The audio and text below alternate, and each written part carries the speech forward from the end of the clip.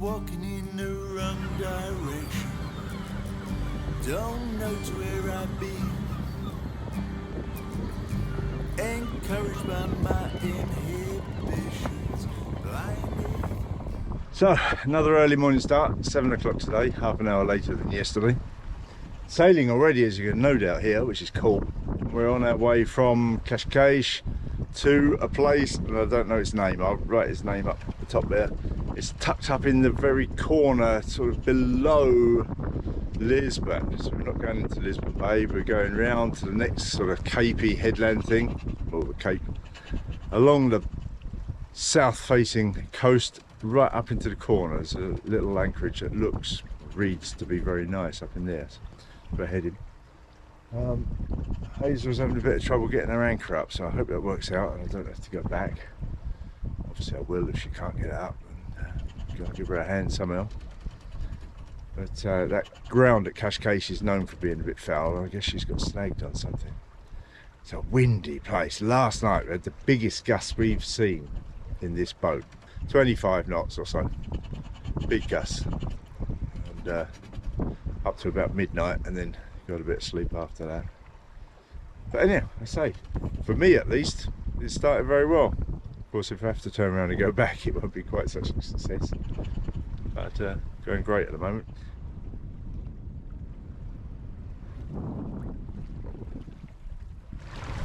I recognise that bridge. I've sailed under it a few times in San Francisco. Lisbon, up in there. We're going straight past. Due to, well, because Kerry and Evie are coming out to visit us, and we need to get down to the Algarve in the next week and a bit. So sadly, no time for Lisbon this time. I've been there before. It's a great city, and we'll see if we can't get up there a bit later this year and spend a day or two there. It is a lovely place. Well, we've crossed the Bay of Lisbon, the entrance to Lisbon, and making our way to the 20-metre mark on the far side for the orca avoidance. It's a beautiful sailing day. I'm going to stand up, show you the sails. They're looking like this, and sometimes the sun comes out and makes them glow, which is lovely. Hazel's taking a much further out route, but she's going to cut back in this way in a bit, so she's out further in the bay. She doesn't like shallow stuff, but it's such a calm day, I didn't have any qualms about crossing the shallower bits. Had 2 cups of coffee, so good to go, fired up. Get myself a bowl of cereal soon, food in the old belly. That's what we do really. It's a great sailing day, I'm loving it. So good to be sailing. Yesterday we motored most of it, sailed the last 10 miles. So motored a lot of it yesterday. Today looks like might sail all the way. Great, TP's on the job. Tapatya's doing wonderful. I can see our headland that we're going to head down towards and round, and then tuck up behind it for find an anchorage for the night. But it's still 30 miles or so. Still, it's no short one, but it's very protected water here, so it's all lovely, lovely, lovely, lovely. Feels like we're getting, well, obviously we are getting well south. It feels like we're getting down to sailing waters finally, because that west coast of Portugal, that's not cruising ground. People are just working their way down it. Keep seeing the same boats, which is nice. So recognise a few people, speak to a few people, you know, see them all in the same stops, because there's not many choices to stop.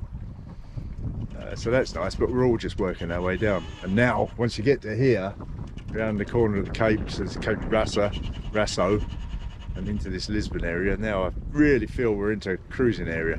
We've got this, and then down to the Algarve, around one more little cape. Cruising ground. Beautiful. Well, there are days when sailing is just wonderful, and so far, this is it. I've got that bowl of cereal there, but and the thing you always have to bear in mind is that can change in an instant.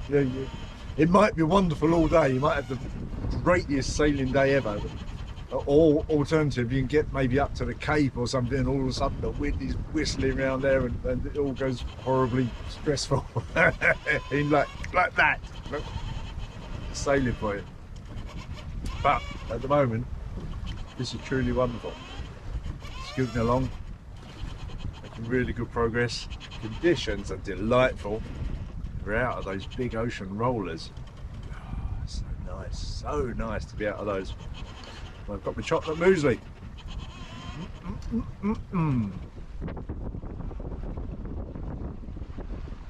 So at the Cape now, just put a second reef in the main. Before I make the turn, I should drop the foresail completely, I believe.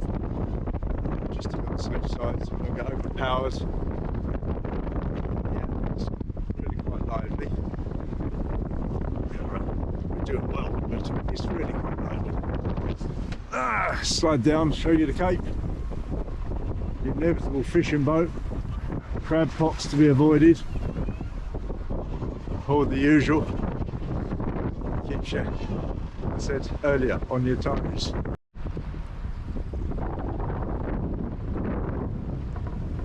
Beautiful cliffs. Around the Cape it's all gentle. Running down on this little bit of sail here, look. And this is the way it is. It's all stress and hectic as you're approaching it, but then you round it and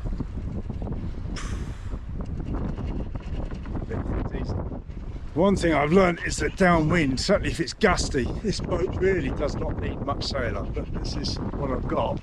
So that's 1, 2, 3, 4 panels now. There's plenty in these conditions. We gust it to 20 knots and they come through with heel over fairly well and scoot up to 5 knots as boat speed. So for these downwind conditions where it's a bit gusty, that's plenty of sail up. Between times, what we're doing 3.5 now, feels totally under control. Beautiful. This is very nice. A bit gusty, but very beautiful.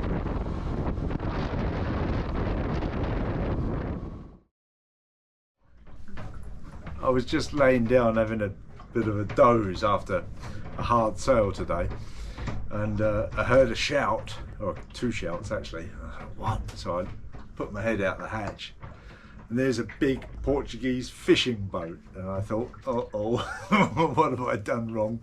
And then on board there's Francisco, who is, I learnt it was Francisco. I didn't know, of course, because I've never seen him before, but he followed the build videos all the way through, and contacted him, commented several times, contacted me a while back and asked me to tell him when we were in Lisbon. Well, we didn't go into Lisbon, so it was my intention to contact him today, or when we're just going to go a few miles up the coast tomorrow and stop there for a couple of days. So anyhow, he's obviously found me and got a fishing boat somehow to come out and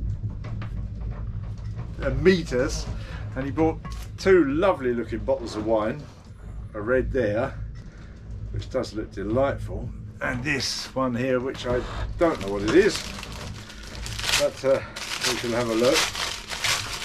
And this is, okay, another red, I do believe. They look lovely, don't they? So I shall look forward to those very much. I might take one over to Hazel this evening, maybe. Thank you, Francisco. That is fantastic. I'm speechless. I'm speechless with your generosity, and people are so lovely, aren't they? Thank you.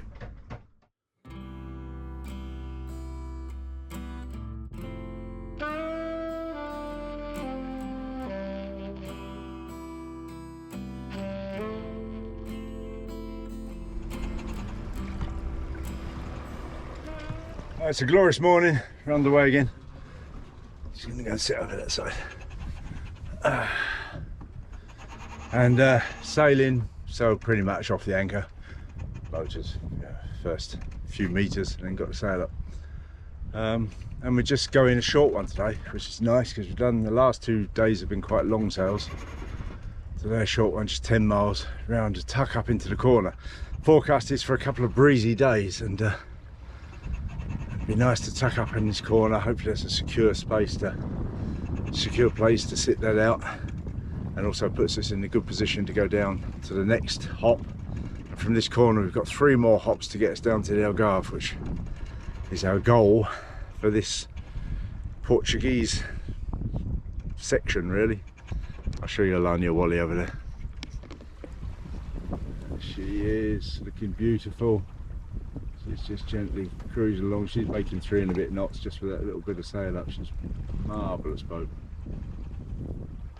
Marvellous boat. And what a glorious morning. Sun glinting off the water. Beautiful. Just look at these cliffs.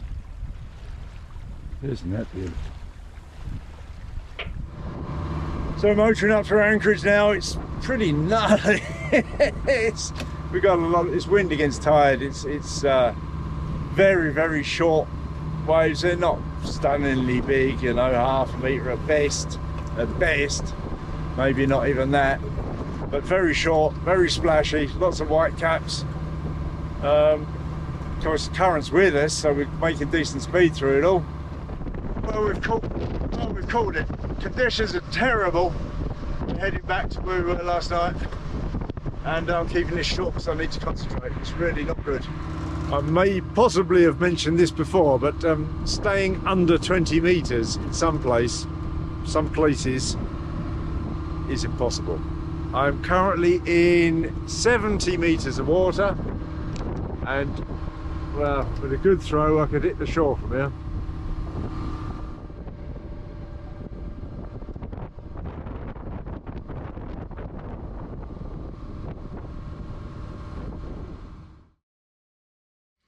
And there you have it. And sometimes these things just don't work out. I think there are 2 points to be made from this video. Is that the sea can change in an instant, often caused by features on land. So it's a well-known fact, isn't it, that ocean sailing is more steady, and the land can really affect the wind, particularly capes and major headlands. It gets quite blowy around them very often, and the sea can kick up around them very often. And when we were heading up into Setúbal, we had the issue of there's a river, a major river flows in and out there, a lot of shipping going in and out of there, and it was a wind against tide situation, katabatic winds from the cliffs kicking up, and it just got unbearable. Well, it actually got impossible for us, both of our boats.